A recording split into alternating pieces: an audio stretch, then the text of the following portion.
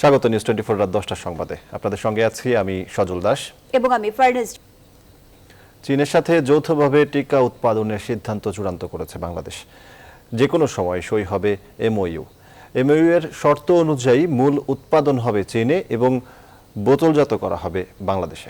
একই সাথে সংশ্লিষ্ট কোম্পানিগুলো উৎপাদিত টিকা সরকারকে সরবরাহ করতে বাধ্য থাকবে। কোনোভাবেই তা সরাসরি বাজারজাত করা যাবে না। নিউজ 24 কে দিয়ে একান্ত সাক্ষাৎকারে এসব তথ্য দেন পররাষ্ট্রমন্ত্রী এ কে আব্দুল মোমেন। বিস্তারিত জানাচ্ছেন লাকমিনা জেসমিন শোভা। ৮০% মানুষকে টিকার আয়তায় আনতে দেশেই টিকা উৎপাদনের বিকল্প নেই বলে মনে করছেন জনস্বাস্থ্য বিশেষজ্ঞরা। এ নিয়ে বেশ কিছুদিন ধরেই চীন ও রাশিয়ার সাথে যৌথ উৎপাদনে যেতে আলোচনা চালিয়ে যাচ্ছে বাংলাদেশ। সম্প্রতি তাশখন্দ সফরে দুই দেশের পররাষ্ট্রমন্ত্রীর সাথে আলাদা বৈঠক করেন পররাষ্ট্রমন্ত্রী মোমেন। বৈঠকের পরই চীনের সাথে যৌথ উৎপাদনের জন্য চূড়ান্ত হয়েছে এমওইউ। শুক্রবার একান্ত সাক্ষাৎকারে উৎপাদন প্রক্রিয়ার চূড়ান্ত অগ্রগতি তুলে ধরেন পররাষ্ট্রমন্ত্রী এ কে আব্দুল মোমেন। আমি চাইনিজ ফরেন মিনিস্টারের সাথে দেখা করলাম। উনি বললেন যে আমরা কোপ্রোডাকশনে রাজি, আপনি বললে পরে আপনার কাছে আমি এমইউ পাঠিয়ে দেব। হ্যাঁ, আমি বলার বোধহয় 4 ঘন্টার মধ্যে উনি এমইউ পাঠিয়ে দিয়েছেন। আমি পাওয়ার পরে পরে আমাদের স্বাস্থ্যমন্ত্রী, স্বাস্থ্য সচিব, প্রধানমন্ত্রীর মুখ্য সচিব সবার কাছে, আমার পররাষ্ট্র সচিব সবার কাছে পাঠিয়ে দিয়েছে। ওই ড্রাফটটা তারা পাঠিয়েছে এবং সই করলেই প্রোডাকশন। এমওইউ অনুযায়ী মূলত বোতলজাতের কাজ হবে বাংলাদেশে, আর উৎপাদিত টিকা সরাসরি সরকারকে সরবরাহ করবে কোম্পানি। এইটা যেটা এই যে প্রস্তাবটা দিয়েছে তারা দিবে, এই যে বাল্ক পাঠাবে, আমরা এখানে এসে বটলিং তারপর এই যে যা করার প্রসেসিং ফাইনাল প্রোডাক্ট আমরা দেব। এক শর্তে, যে কোম্পানি তারা সিদ্ধান্ত নিয়েছে সেই কোম্পানি সব প্রোডাক্ট সরকারকে সরবরাহ করবে, আর সরকার যা মনে করে সেইখানে দিবে। একইভাবে রাশিয়ার সাথে যৌথ উৎপাদন প্রক্রিয়া চূড়ান্ত পর্যায়ে আছে বলে জানান পররাষ্ট্রমন্ত্রী। So we have lined up, আমাদের এখন কোনো অভাব হবে না। এদিকে কাল দুপুরে জাপান থেকে 2,45,000 অ্যাস্ট্রাজেনেকার টিকা ঢাকায় আসছে। ক্রমান্বয়ে দেশটি থেকে 29 লাখ টিকা আনবে সরকার। লাকমিনা জেসমিন সোমা, নিউজ 24, ঢাকা। বাংলাদেশে কবে নাগাদ টিকা সরবরাহ করা হবে তার নির্দিষ্ট কোনো দিন তারিখ এখনও ঠিক হয়নি বলে জানিয়েছেন ঢাকায় নিযুক্ত ভারতীয় হাইকমিশনার বিক্রম দোরাইস্বামী। শুক্রবার সকালে ভারত থেকে বাংলাদেশে ফেরার পথে ব্রাহ্মণবাড়িয়ার আখাউড়া আন্তর্জাতিক চেকপোস্টে নো ম্যানস ল্যান্ডে স্থানীয় সাংবাদিকদের প্রশ্নের জবাবে একথা জানান ভারতীয় হাইকমিশনার। তিনি আরও বলেন, বর্তমানে ভারতের করোনা পরিস্থিতি অনেক ভালো, তবে উভয় দেশকে এখনও সতর্ক থাকতে হবে।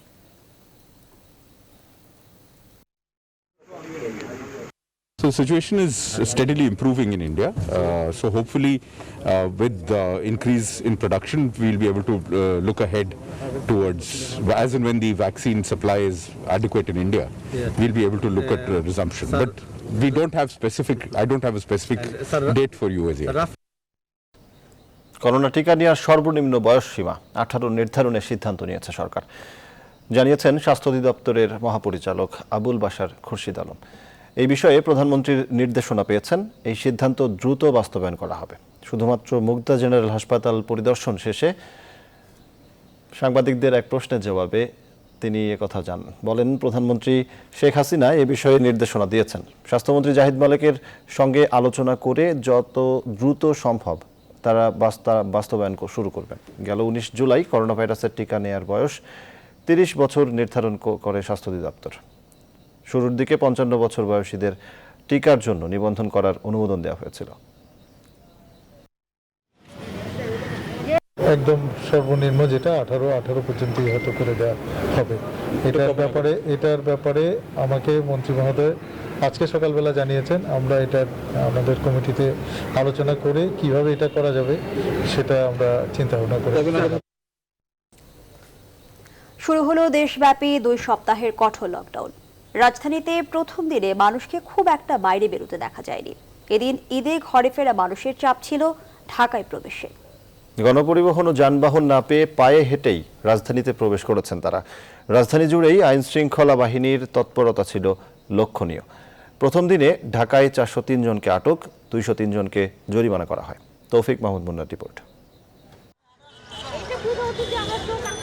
টানা 8 দিনের শিথিলতার পর কঠোর লকডাউন শুরু হয়েছে শুক্রবার সকাল 6টা থেকে। সকাল থেকেই রাজধানীর প্রবেশ পথগুলোতে ছিল বাড়ি ফেরা মানুষের ঢল। সে ঢল ছড়িয়ে পড়ে পুরো রাজধানীতে। বাধ্য হয়ে কষ্ট করে সেভাবে যাইতে হবে, পায়ে হাঁটতে হবে। এটা কিন্তু কোনো ফিক্সড লকডাউন হলো না। লকডাউন দিল, আমরা লঞ্চটা বন্ধ করে দিত, তাহলে আমরা আসতাম না। দেশের নানা প্রান্ত থেকে আসা এসব মানুষ ব্যাগ কাঁধে নিয়ে পায়ে হেঁটে গন্তব্যের উদ্দেশ্যে রওনা দেয়। তাদের দাবি আরও একদিন লকডাউন শিথিল করার প্রয়োজন ছিল। সব খোলা, তোমরা এখন সব হাঁটতে যাও আর কি। গিয়েছি কালকে, আবার আজকে আবার চলে আসছি, লকডাউন শুরু হয়ে যাবে। এই দেখতেছেন 2টা ছাগল নিয়ে আমি বিরামহীন হেঁটে চলছি, ক্লান্তহীন। কঠোর বিধিনিষেধের সকাল থেকেই তৎপর ছিল আইন শৃঙ্খলা রক্ষাকারী বাহিনী। প্রত্যেক চেকপোস্টে জিজ্ঞাসা এবং তল্লাশি করছেন তারা।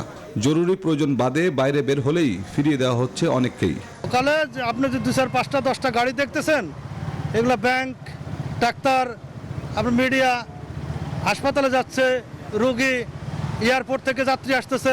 সরকারের নির্দেশনা আমরা সঠিকভাবে পালন করতে পারতেছি, মনে হয় আমরা এবারে সাকসেস হব। টানা 14 দিনের এই কঠোরতম লকডাউন শেষ হবে 5 আগস্ট মধ্যরাতে। তৌফিক মাহমুদ মুন্না, নিউজ 24, ঢাকা। দর্শক, লকডাউনের খবর জানাতে যুক্ত হচ্ছেন আমাদের সহকর্মীরা। শুরুতেই রাজধানীর গাবতলী থেকে যুক্ত হচ্ছেন সহকর্মী ফখরুল ইসলাম। ফখরুল, বলা হচ্ছে কঠোর লকডাউন, বাস্তবতা কি দেখছেন জানাবেন ফখরুল।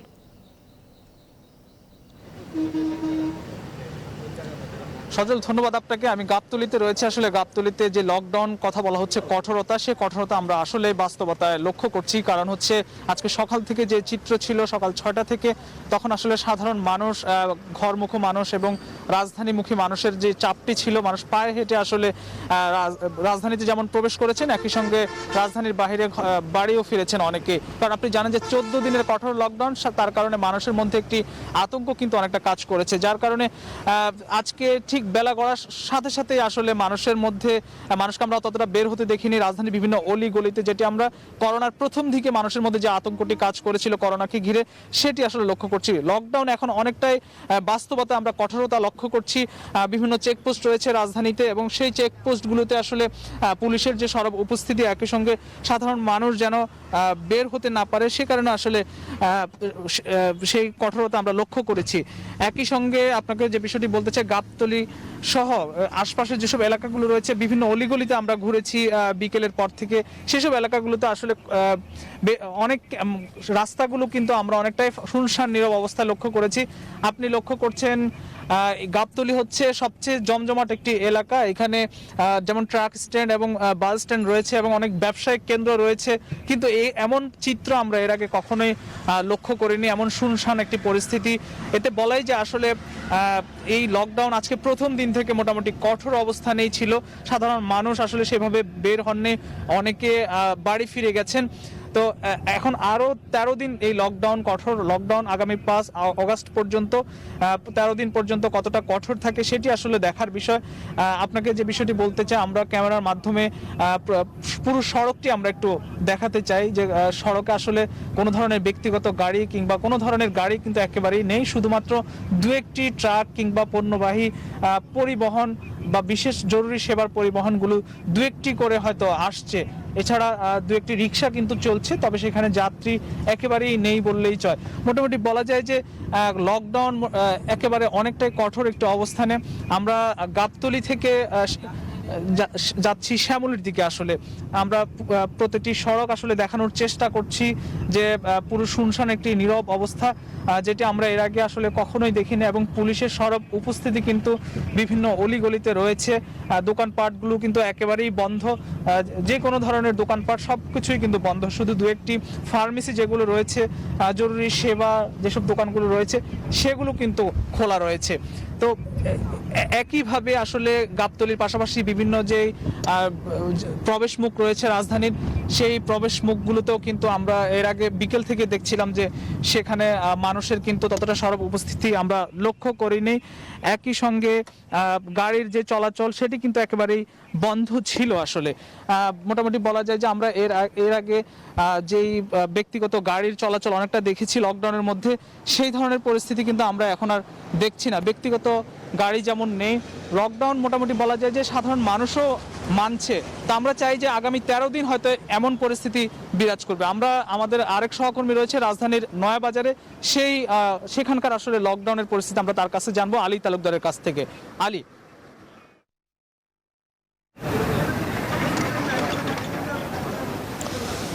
ধন্যবাদ। ফকুল বলছিলেন যে লকডাউন কতটা বাস্তবায়ন এবং কার্যকর হচ্ছে। আইন শৃঙ্খলা রক্ষাকারী বাহিনী তারা মাঠে তৎপর রয়েছেন এবং বিভিন্ন রাস্তার প্রধান সড়কগুলোর মোড়ে মোড়ে চেকপোস্ট বসিয়ে তারা চেক করছেন, যারা প্রয়োজন বা অপ্রয়োজনে বেরোচ্ছেন তাদেরকে জিজ্ঞাসা করছেন এবং আইনগত যে ব্যবস্থা সে ব্যবস্থা নিচ্ছেন। তবে একটি বিষয় বলে রাখি যে এই নয়াবাজার বা আশপাশে যে পুরান ঢাকা এলাকা, এটি খুবই ব্যস্ততম এলাকা। এই এলাকার প্রতিটি অলিগলিতে আমরা দেখেছি যে অসংখ্য মানুষ তারা কিন্তু বাসা থেকে বের হচ্ছে, কিন্তু এই প্রধান যে সড়ক সেই সড়কগুলোতে চেকপোস্ট থাকার কারণে এখানে যারা অপ্রয়োজনে বের হয় তাদেরকে কিন্তু আমরা দেখছি না। যখনই কেউ বের হচ্ছে তাদেরকে আইনের আওতায় নিয়ে আসছেন এখানকার দায়িত্বরত যারা পুলিশ রয়েছেন। একটু আমার পেছনে একটু আপনাকে একটু দেখানোর চেষ্টা করছি। এরই মধ্যে কিন্তু রাত 10টার অধিক সময়তেও কিন্তু আমরা দেখতে পাচ্ছি যে এখনো আইন শৃঙ্খলা রক্ষাকারী বাহিনী তারা মাঠে রয়েছেন এবং এখানে তারা চেক করছেন। এটি নয়াবাজারের যে পাশে যে বাবুবাজার ব্রিজ, সেই ব্রিজ থেকে কিন্তু দক্ষিণাঞ্চলের যে মানুষ যারা চেষ্টা করে যে কষ্ট করে ভেঙে ভেঙে আসবে তাদেরকেও কিন্তু এখানে তারা নজরদারি নিয়েছেন এবং বলা হচ্ছিল যে সরকারের পক্ষ থেকে যে কঠোর যে লকডাউন, সেই কঠোর লকডাউনটাকে আরো কঠোর করতে, সাধারণ মানুষকে সুরক্ষা দিতে এবং প্রতিদিন যে পরিমাণ আক্রান্ত হচ্ছে এবং প্রাণহানির ঘটনা ঘটছে তার থেকে সাধারণ মানুষকে বাঁচাতেই মূলত সরকার এই কঠোর লকডাউনের সিদ্ধান্তটি নিয়েছে। এবং যে বলা হয়েছিল যে গণপরিবহন বন্ধ এবং যারা ব্যক্তিগত গাড়ি নিয়ে বের হন সেই গাড়িগুলো বন্ধ থাকার পরে আমরা দেখেছি যে সাধারণ যে যানবাহন রয়েছে, যে রিক্সা বা মোটর সাইকেলগুলো, সেগুলোর মধ্যেও মানুষ যাচ্ছে। এবং আরেকটি বিষয় বলে রাখি যে বলা হচ্ছিল যে সামাজিক দূরত্ব বা মাস্ক পরিধান করতে, বিশেষ করে সরকারের পক্ষ থেকে এই বিষয়টা বলা হচ্ছে যে মাস্ক পরিধান করতে, কিন্তু সেই মাস্ক পরিধান করতে আইন শৃঙ্খলা রক্ষাকারী বাহিনী বাধ্য করছে এবং যারাই আসছেন, এই যে আপনি দেখতেই পাচ্ছেন যে অপ্রয়োজনে যারা বেরিয়েছেন তাদেরকেই কিন্তু আইন শৃঙ্খলা রক্ষাকারী বাহিনী দাঁড় করাচ্ছেন এবং জিজ্ঞাসা করছেন যে তারা কি প্রয়োজনে বেরিয়েছেন। তো বলা চলে যে লকডাউন, যে কঠোর লকডাউন, সেই কঠোর লকডাউনটাকে কার্যকর করতে আইন শৃঙ্খলা বাহিনী এখন পর্যন্ত মাঠে তৎপর রয়েছে। তো এই ছিল নয়াবাজার থেকে আমার কাছে লকডাউন পরিস্থিতির সর্বশেষ খবর। আমাদের আরেক সহকর্মী চট্টগ্রামে রয়েছেন নয়ন বড়ুয়া জয়, তিনি জানাবেন সেখানকার সর্বশেষ পরিস্থিতি। আপনি যেমনটা ঢাকার খবর জানিয়েছেন তেমনিভাবে কিন্তু আসলে চট্টগ্রামের চিত্রটা কিন্তু আপনি অবশ্যই আমাদের ক্যামেরার চোখে দেখতে পাচ্ছেন যে একেবারে কিন্তু আসলে ফাঁকা শহর পরিণত হচ্ছে, যেহেতু পরিবহন একেবারেই খুব একটা কম। তো আমরা দেখছি সকাল থেকে 6টা থেকেই যে লকডাউন শুরু হয়েছে, সেই লকডাউনে গণপরিবহন তো নেই, কিন্তু আসলে ব্যক্তিগত পরিবহনে খুব একটা কম দেখেছি। যত বেলা গড়াচ্ছে তখন কিন্তু আসলে পরিবহনের সংখ্যা কিন্তু একেবারেই কম। আর সন্ধ্যার পর থেকে কিছুটা ব্যক্তিগত পরিবহন বিভিন্ন অজুহাত দিয়ে কিন্তু আসলে চলাচল করলেও রাত বাড়ার সাথে সাথে কিন্তু আসলে একেবারে কমে গেছে। আপনি অবশ্যই দেখতে পাচ্ছেন আমরা যেখানে আছি কাজীর দৌড়ি এলাকা, খুব গুরুত্বপূর্ণ একটি সড়ক। এই সড়ক দিয়ে কিন্তু আসলে যে বিভিন্ন পরিবহন চলাচল করার কথা রয়েছে সে জায়গায় আমরা দেখছি পরিবহন একেবারে কম, রিক্সা ছাড়া কিন্তু আসলে কোনো পরিবহন দেখা যাচ্ছে না। তো আসলে সকাল থেকে যেমন দেখেছি রাত ভরে কিন্তু আমরা দেখছি একই চিত্র। তেমনিভাবে আগামীকালও কিন্তু আসলে আরও কঠোর হতে পারে এমন আশা করছেন যারা নগরবাসী, তারাও কিন্তু আসলে খুব একটা সচেতন হয়েছে।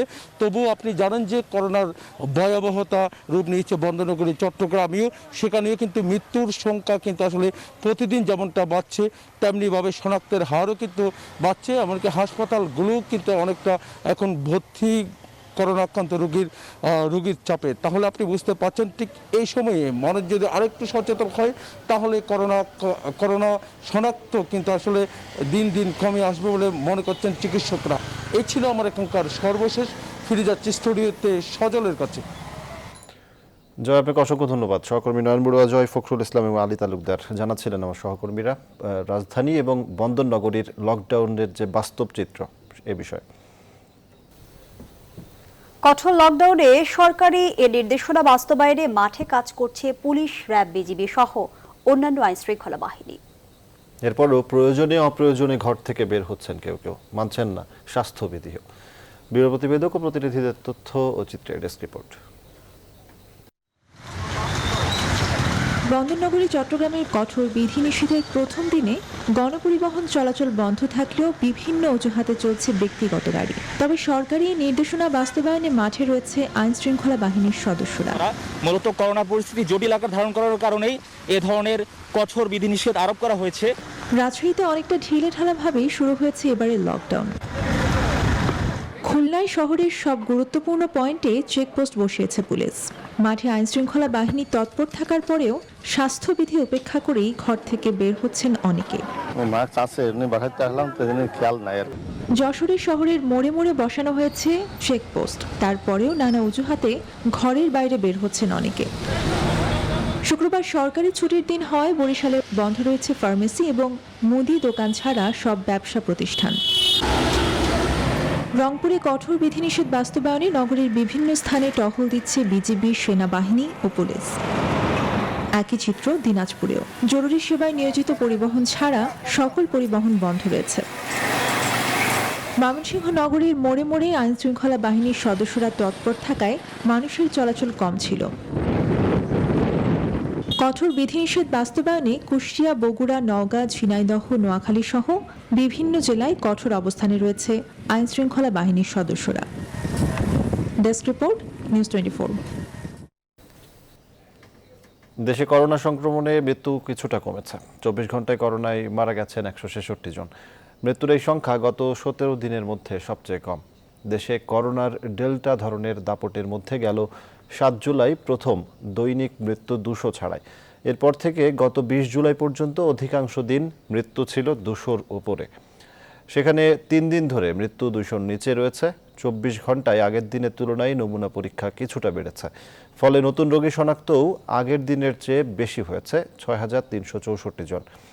শুক্রবার বিকেলে স্বাস্থ্য অধিদপ্তরের সংবাদ বিজ্ঞপ্তিতে জানানো হয়, 24 ঘন্টায় মোট 20,493 জনের নমুনা পরীক্ষা করা হয়। পরীক্ষার বিপরীতে রোগী শনাক্তের হার 31.05%। বৈশ্বিক করোনা পরিস্থিতি। বিশ্বজুড়ে করোনায় গেল 24 ঘন্টায় নতুন করে 5.5 লাখ মানুষ সংক্রমিত হয়েছে। ভাইরাসটিতে প্রাণ গেছে 8,500-এর বেশি রোগীর। করোনায় বিশ্বে মোট সংক্রমণ দাঁড়িয়েছে 19,33,00,000-এ। 41,50,000 গড়িয়েছে মোট প্রাণহানি। ভারতে করোনা ভাইরাস মহামারীর দ্বিতীয় ঢেউয়ের সংক্রমণ এখনও পুরোপুরি নিয়ন্ত্রণে আসেনি। এর মধ্যেই অগাস্টের শেষে দেশটিতে সংক্রমণের তৃতীয় ঢেউয়ের আশঙ্কার কথা জানিয়েছে Indian council of medical research, ICMR। এই ঢেউয়ে সংক্রমণ ছড়াতে পারে ডিসেম্বরে। এদিকে উহানে ভাইরাস গবেষণাগারে বিশ্ব স্বাস্থ্য সংস্থার তদন্ত দলকে দ্বিতীয়বার পরিদর্শনের জন্য প্রস্তাব নাকচ করেছে চীন।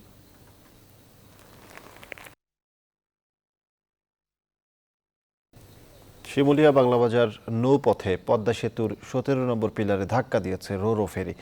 এতে ফেরির 20 যাত্রী আহত হয়েছেন। শুক্রবার সকাল 10টায় মাদারীপুরের বাংলাবাজার ঘাট থেকে মুন্সিগঞ্জের শিমুলিয়া ঘাটে আসার পথে চালক নিয়ন্ত্রণ হারালে এই দুর্ঘটনা ঘটে। তবে তাৎক্ষণিকভাবে ফেরি নিয়ন্ত্রণে আসায় এবং বড় সমস্যা না হয় চালক শেষ পর্যন্ত শিমুলিয়া ঘাটে ফেরি নোঙর করতে সক্ষম হন। ফেরির চালক আব্দুর রহিম জানান, ফেরির বৈদ্যুতিক ব্যবস্থা ফেইল করায় হঠাৎ নিয়ন্ত্রণ হারিয়ে ফেলে। এ সময় নদীতে তীব্র স্রোতের কারণে ফেরিটি পিলারে গিয়ে ধাক্কা লাগে। এই ঘটনায় মাস্টারকে বহিষ্কার করা হয়েছে। বিষয়টি তদন্তে কমিটি গঠন করেছে BIWTC। তবে প্রকল্প পরিচালক নিউজ 24-কে জানিয়েছেন, 4,000 টন জাহাজও পদ্মা সেতুর পিলারকে ধাক্কা দিলে কোনো ক্ষতি হবে না।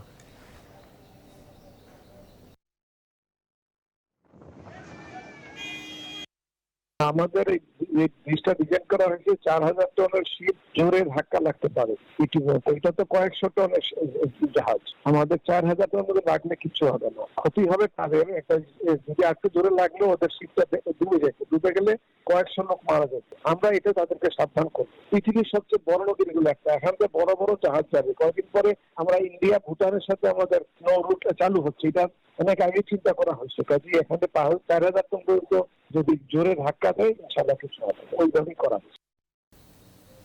পাকিস্তানের প্রধানমন্ত্রী ইমরান খানের জন্য হাড়ি ভাঙা আম শুভেচ্ছার বিশেষ নিদর্শন হিসেবে পাঠিয়েছেন প্রধানমন্ত্রী শেখ হাসিনা। ইসলামাবাদে বাংলাদেশ দূতাবাস থেকে পাঠানো এক বিজ্ঞপ্তিতে জানানো হয়, প্রধানমন্ত্রীর শুভেচ্ছা উপহার 1,000 কেজি হাড়ি ভাঙা আম কোরবানির ঈদের দিনে পাকিস্তানের প্রধানমন্ত্রীর কার্যালয়ের রাষ্ট্রচার কর্মকর্তার কাছে বাংলাদেশ হাইকমিশন ইসলামাবাদের পক্ষ থেকে হস্তান্তর করা হয়। বাংলাদেশের প্রধানমন্ত্রীর এই শুভেচ্ছা উপহার পাকিস্তানের পক্ষ থেকে ধন্যবাদের সঙ্গে গৃহীত হয়। প্রধানমন্ত্রী শেখ হাসিনার এই উপহার ভ্রাতৃপ্রতিম দুই দেশের সম্পর্কের ক্ষেত্রে একটি বিশেষ নজির হিসেবে বিবেচিত হবে। এর আগে ভারত সহ অন্যান্য দেশে উপহার পাঠান প্রধানমন্ত্রী। বাগেরহাটে পিকআপের ধাক্কায় ইজি বাইকের 6 যাত্রী আহত হয়েছে একজন। শুক্রবার সকাল 8:30টার দিকে ফকিরহাট বৈলতলী স্কুলমাঠ এলাকায় এ হতাহতের ঘটনা ঘটে। অতিরিক্ত গতিতে বেপরোয়াভাবে দুটি যানবাহন চালানোর কারণেই এই দুর্ঘটনা ঘটেছে বলে প্রাথমিকভাবে ধারণা করছে পুলিশ। শামসুজ্জামান শাহিনের তথ্য ও চিত্রে ডেস্ক রিপোর্ট।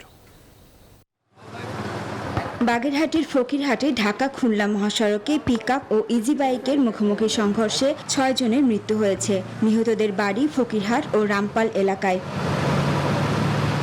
প্রত্যক্ষদর্শীরা জানায় ইজি বাইকটি ফকিরহাটের দিকে যাচ্ছিল। পথে মহাসড়কের বৈলতলী এলাকায় পৌঁছালে বিপরীত দিক থেকে আসা খুলনাগামী একটি ট্রাক সামনে থেকে ধাক্কা দিলে ইজি বাইকটি দুমড়ে মুচড়ে যায়। এই সময় ঘটনাস্থলে 6 জনের মৃত্যু হয়। একটি পিকআপ আর একটি ইজি বাইক রাস্তার মাঝে ফেলানো এবং ইজি বাইকে 6 জন যাত্রীর জায়গায় স্পট ডেড। খবর পেয়ে ঘটনাস্থলে পৌঁছে উদ্ধার তৎপরতা শুরু করে ফায়ার সার্ভিসের কর্মীরা। ফকিরহাট নামক স্থানে একটি ট্রাক এবং একটি ইজি বাইক মুখোমুখি সংঘর্ষ হয়েছে।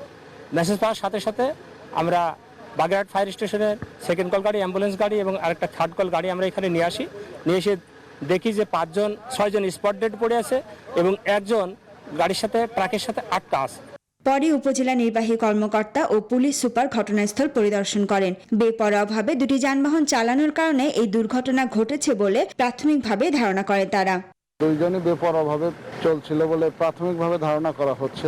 ট্রাকের গতিও বেশি ছিল এবং ইজি বাইকেরও গতি বেশি ছিল। ট্রাক চালককে পাওয়া যায়নি। ইজি বাইকে 7 জন ছিলেন, একজন ড্রাইভার এবং 6 জন যাত্রী। তার মধ্যে 6 জনই স্পট ডেড আর একজন গুরুতর আহত। তাকে খুলনা মেডিকেল কলেজে 250 বেডের ওখানে পাঠানো হয়েছে। এ ঘটনার পর পিকআপটি জব্দ করেছে পুলিশ, তবে চালক ও তার সহকারী পলাতক। Desk report, news 24। এবারে ফার্স্ট সিকিউরিটি ইসলামী ব্যাংক অর্থ বাণিজ্যের সংবাদ।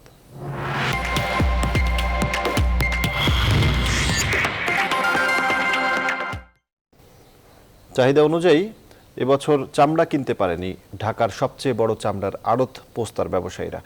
তাদের অভিযোগ, সাভার ও আশপাশে নতুন তৈরি হওয়া কিছু অস্থায়ী ট্যানারির জন্যই ঐতিহ্যবাহী পোস্তার ব্যবসায়ীরা ঠিকমতো চামড়া পায়নি। তবে সাভারের হরিণধরা বাজারের ব্যবসায়ীরা বলছেন, চামড়া শিল্পের ধস ঠেকাতে নতুন নতুন বাজার গড়ে তোলার বিকল্প নেই। সাভার প্রতিনিধি নাজমুল হুদার সহায়তায় সুলতান আহমেদের রিপোর্ট। কোনো প্রকার বড় ধস ছাড়াই পার হলো চামড়া সংগ্রহের প্রধান মৌসুম। গেল বছরের মতো নদীতে ফেলে দেয়া, মাটির নিচে পুঁতে ফেলা কিংবা ময়লার ডাস্টবিনে ফেলে দেয়া নজির তৈরি হয়নি এবছর। বাজারে চামড়ার দামও ছিল ভালো, তবে হাসি নেই পোস্তার ব্যবসায়ীদের মুখে। কারণ হিসেবে তারা বলছেন, অন্যান্য বছরের চেয়ে কম চামড়া এসেছে পুরান ঢাকার পোস্তার আড়তগুলোতে। এজন্য তারা দায়ী করছেন অস্থায়ীভাবে গড়ে ওঠা আড়তগুলোকে। অভিযোগ করছেন, সাভার ও আশপাশের এলাকায় নতুন করে গড়ে ওঠা ট্যানারির জন্যই তাদের আড়তে কম চামড়া এসেছে। তারা যদি বৈধতা সরকার কাছে পেয়ে থাকে তাহলে তারাও করতে পারবে, আর যদি বৈধতা না পায় তাহলে আমরা সরকারের কাছে বলবো যে তারা যেন আওতায় না করতে পারে। এবং আমাদের ঐতিহ্যবাহী মার্কেট পোস্তা, এটা 100 বছরের পুরাতন মার্কেট, এটা আছে, থাকবে এবং এটা রাখার জন্য আমরা চেষ্টা করব।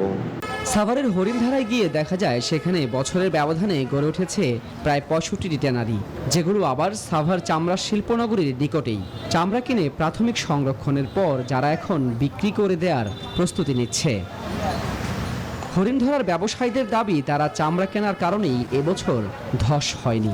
চামড়া শিল্পকে বাঁচাতে এক কেন্দ্রিক বাজার ব্যবস্থা থেকে বের হওয়ার বিকল্প নেই বলছেন এই বাজারের সভাপতি। আমরা যদি আড়ত না করতাম তাহলে বাংলাদেশের চামড়ার গন্ধে পচা হয়তো মানুষ রাস্তা হাঁটাও বড় দুষ্করে পড়তো। এমন তো অবস্থায় স্বার্থ তাদের পূরণ হয় নাই। সিন্ডিকেট করি চামড়া 500 টাকার মাল 200 টাকা কিনতে পারে নাই। এদিকে চামড়ার দাম ও বাজার ব্যবস্থাপনা নিয়ে খুশি বাংলাদেশ ট্যানার্স অ্যাসোসিয়েশন। সব মিলিয়ে এবারে চামড়ার বাজারটা যথেষ্ট ভালো ছিল। আমার দৃষ্টিতে দেখা গেছে যে এবারে চামড়া যথেষ্ট ভালো দাম পেয়েছে, কারণ গত বছরের চেয়ে প্রায় 1 থেকে 150 টাকা এবারে চামড়া পেতে মূল্য বৃদ্ধি পেয়েছে। চামড়া শিল্প নিয়ে যাতে কেউ কারসাজি করতে না পারে সেজন্য সরকারের নজরদারি আরও বাড়ানোর প্রয়োজন বলে মনে করছেন সংশ্লিষ্টরা। সুলতান আহমেদ, নিউজ 24, ঢাকা। রপ্তানি আয় ও প্রবাসী আয়ে জোরালো প্রবৃদ্ধির ওপর ভর করে করোনা ভাইরাস মহামারীর মধ্যেও বাংলাদেশের অর্থনীতি ঘুরে দাঁড়াচ্ছে বলে জানিয়েছে এশিয়া উন্নয়ন ব্যাংক এডিবি। অর্থনীতির পরিস্থিতি নিয়ে এপ্রিলে প্রকাশিত এশিয়ান ডেভেলপমেন্ট আউটলুক 2021 শিরোনামে সংস্থার শীর্ষ প্রতিবেদনের হালনাগাদ নিয়ে সম্প্রতি প্রকাশিত সম্পূরক প্রতিবেদনে একথা বলা হয়েছে। 2020-21 অর্থবছরের প্রথম 11 মাসের তথ্য তুলে ধরা বলা সম্পূরক প্রতিবেদনে বলা হয়, 1 বছরের ব্যবধানে রপ্তানি আয়ে 13.6% প্রবৃদ্ধি ও প্রবাসীদের পাঠানো বৈদেশিক মুদ্রার আয়ে 39.5% প্রবৃদ্ধি নিয়ে বাংলাদেশের অর্থনীতির পুনরুদ্ধার অব্যাহত রয়েছে। এবারে দেশের বিভিন্ন স্থানে ঘটে যাওয়া ঘটনা নিয়ে টুকরো খবর।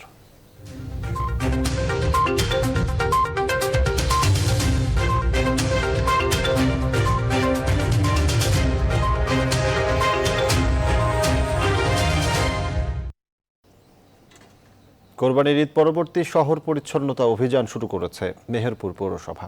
শুক্রবার সকালে মেহেরপুর পৌর মেয়র মাহফুজুর রহমান রিটন এই অভিযান কর্মসূচির উদ্বোধন করেন। এজন্য প্রতিটি ওয়ার্ডে 15টি ভ্যানগাড়ি ও পরিচ্ছন্ন কর্মী মোতায়েন করা হয়েছে। তারা সকাল থেকে শহরের আনাচে কানাচে বাড়ি বাড়ি গিয়ে প্রতিটি বাড়ির ময়লা সংগ্রহ করে। লালমনিরহাটের কালীগঞ্জে জেলা জজ কোর্টের এপিপি অ্যাডভোকেট আহসান হাবিব সবুজকে হত্যা চেষ্টার ঘটনায় অভিযুক্তদের গ্রেপ্তার ও দৃষ্টান্তমূলক শাস্তির দাবিতে সংবাদ সম্মেলন করেছে তার পরিবার। শুক্রবার সকালে কালীগঞ্জ উপজেলার চাপারহাটে নিজ বাড়িতে সংবাদ সম্মেলন করেন আহসান হাবিব সবুজের বাবা এবং মামলার বাদী মজির উদ্দিন আহমেদ।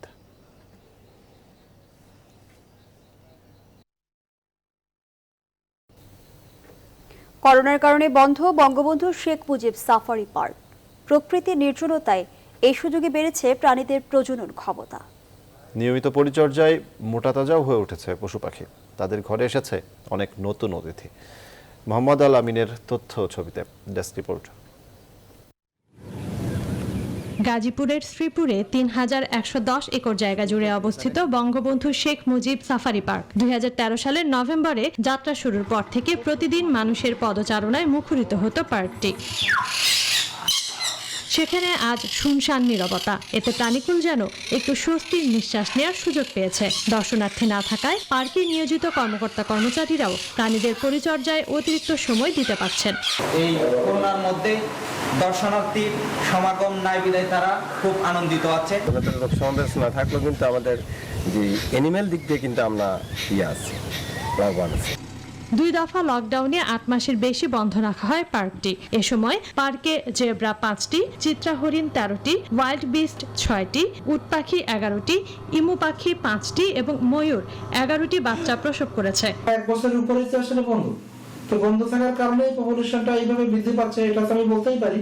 প্রাণীদের প্রজনন ও বিশেষ পরিচর্যার কথা মাথায় রেখে প্রতি বছর মার্চ থেকে মে এই 3 মাস পার্ক বন্ধ রাখার সুপারিশের কথা জানিয়েছেন বঙ্গবন্ধু শেখ মুজিব সাফারি পার্কের ভারপ্রাপ্ত কর্মকর্তা। 3 মাস বা 4 মাস পার্কটা, আমি জানি না এটা ম্যানেজমেন্টের, এটা কর্তৃপক্ষের সদিচ্ছা থাকলে আমার মনে হয় ব্যক্তিগতভাবে খারাপ হয় না। এটা প্রাণীর জন্য বোধহয় ভালো হয়, পরিবেশের জন্য ভালো হয়। জনশূন্য পরিবেশে কেবল বন্য প্রাণী নয়, যেসব প্রাণী খাঁচায় ছিল তাদের আচরণেও এসেছে ইতিবাচক পরিবর্তন। এটা বজায় থাকলে একদিকে যেমন বাড়বে প্রাণীদের সংখ্যা, অন্যদিকে দর্শনার্থীরা পাবেন বাড়তি আনন্দ। Desk report, news 24। এবার আন্তর্জাতিক প্রসঙ্গ। ভারী বর্ষণের ফলে ভারতের মহারাষ্ট্রে ভূমিধসে 67 জন নিহত হয়েছেন। রয়টার্স জানায়, বন্যার পানিতে ডুবে যাওয়া অঞ্চলটিতে হেলিকপ্টার দিয়ে উদ্ধার অভিযান চালানো হচ্ছে। এদিকে পাকিস্তানেও বৃষ্টিতে ভবন ধসে অন্তত 14 জনের মৃত্যুর খবর পাওয়া গেছে। আর ভয়াবহ বন্যায় চীনের মৃতের সংখ্যা বেড়ে দাঁড়িয়েছে 33। অন্যদিকে ইউরোপের বন্যায় মৃত্যুর সংখ্যা 205 ছাড়িয়েছে। এখনও নিখোঁজ 1.5 শতাধিক। বিস্তারিত নাহিদ সিহানের ডেস্ক রিপোর্টে। অতিবৃষ্টির কারণে ভারতের মহারাষ্ট্রের রায়গঞ্জ জেলায় বৃহস্পতিবার ভূমিধসের ফলে বহু মানুষ হতাহত হয়েছে। উদ্ধার কাজে এরই মধ্যে 2টি নৌবাহিনীর টিম, 12টি স্থানীয় সাহায্যকারী দল, কোস্টগার্ডের 2টি ও জাতীয় দুর্যোগ ব্যবস্থাপনার 3টি দল উদ্ধার অভিযান চালাচ্ছে। একই জায়গা থেকে 32 জনের মরদেহ উদ্ধার করা হয়। আরেকটি স্থানে পাওয়া যায় 4 জনের মরদেহ।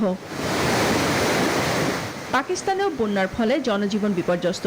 দুর্যোগ ব্যবস্থাপনা কর্তৃপক্ষ জানিয়েছে, খাইবার পাখতুনখাওয়া প্রদেশের বিভিন্ন জায়গায় প্রবল বৃষ্টিতে আরও 4টি বাড়ি পুরোপুরি ধসে গেছে এবং 21টি আংশিক ক্ষতিগ্রস্ত হয়েছে। এছাড়া তুরস্কের উত্তর পূর্বাঞ্চলেও দেখা দিয়েছে বন্যা। উদ্ধারকর্মীরা বাসিন্দাদের নিরাপদ স্থানে পৌঁছে দেবার কাজ করে যাচ্ছে।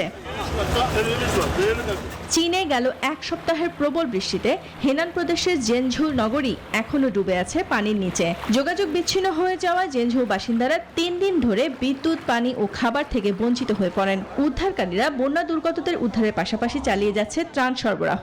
দেশটির সরকারি বার্তা সংস্থা সিনহুয়া জানিয়েছে, ভয়াবহ এ বন্যায় অর্থনৈতিক ক্ষতি হয়েছে 1.22 বিলিয়ন ইউনান বা $189 মিলিয়ন।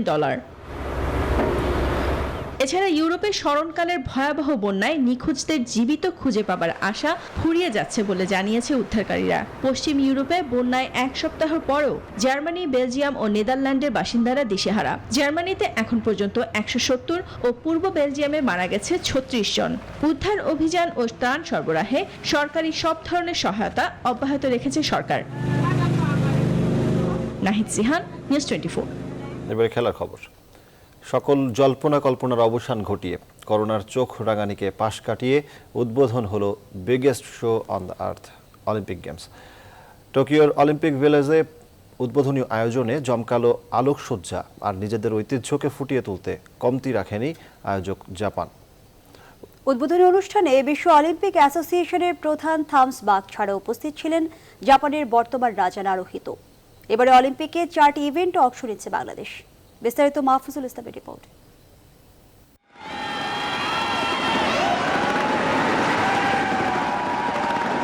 অপেক্ষার হয়েছে অবসান। টোকিওর অলিম্পিক স্টেডিয়ামে পর্দা উঠল বিগেস্ট শো অন দ্য আর্থের।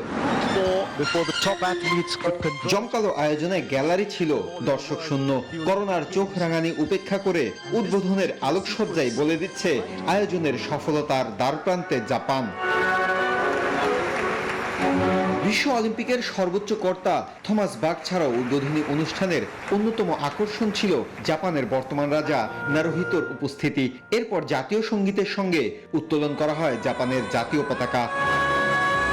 আয়োজনে নিজেদের ঐতিহ্য আর সংস্কৃতির ধারা তুলে ধরে জাপান। ছিল নতুন জাপান বিনির্মাণের গল্প। সমৃদ্ধশালী এক দেশ গড়তে জনগণের পরিশ্রমের গল্পই যেন ফুটে ওঠে শিল্পীদের পারফরমেন্সে। এদিকে এবারের আসরে সম্মানজনক অলিম্পিক লরেল অ্যাওয়ার্ড দেওয়া হয়েছে নোবেল বিজয়ী বাংলাদেশি ডক্টর মোহাম্মদ ইউনুসকে। 206 দেশের 11,000 অ্যাথলিট একে একে নিজেদের পরিচয় ফুটিয়ে তোলে প্রতিটি দেশ। সেভ দ্য মিশনের সঙ্গে প্রতিটি দেশের পতাকা বহনকারী অ্যাথলিটরা সারি বেঁধে আসেন মূল স্টেডিয়ামে। করোনা বাস্তবতায় দল পরিচিতি পর্বে প্রতিটি দলের মোট 6 জন কর্মকর্তা উপস্থিত থাকার বাধ্যবাধকতা রেখেছে অলিম্পিক কমিটি। আর এই কারণে বাংলাদেশের 18 সদস্যের দলের মধ্যে অ্যাথলিট ও কর্মকর্তা মিলিয়ে মোট 9 জন প্রবেশ করেন উদ্বোধনী অনুষ্ঠানের ভেন্যুতে। বাংলাদেশের পতাকা বহন করেন সাঁতারু আরিফুল ইসলাম। এবারের আসরে 4 ইভেন্টে মোট 6 জন অ্যাথলিট লাল সবুজের প্রতিনিধিত্ব করছে। 23 জুলাই থেকে শুরু হয়ে 8 আগস্ট পর্যন্ত চলবে অলিম্পিকের এবারের আসর। মাহফুজুল ইসলাম, নিউজ 24।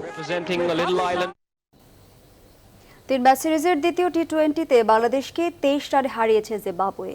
ফলে সিরিজে 1-1 সমতায় ফিরল স্বাগতিকরা। জিম্বাবুয়ের দেয়া 167 রানের লক্ষ্য তাড়া করতে নেমে 143 রানেই গুটিয়ে গেছে টাইগাররা। বিস্তারিত রিপোর্টে। হারারে স্পোর্টস ক্লাব মাঠে 3 ম্যাচ সিরিজের দ্বিতীয় টি20তে বাংলাদেশের বিপক্ষে টস জিতে ব্যাট করতে নেমে মেহেদীর বোলিং ঘূর্ণিতে দলীয় 15 রানে সাজঘরে ফেরেন মারুমানি। 14 রান করে সাকিবের শিকারে পরিণত হন Regis চিকাভা। Chikava just putting one, and this time তবে উইকেটের এক প্রান্ত আগলে অর্ধশতক তুলে নেন মাথাভেরে। the feet down the ground. We saw very. এরপর মায়ার্সকে 26 রানে ফেরান শরীফুল আর 4 রান করে রান আউট হন সিকান্দার রাজা।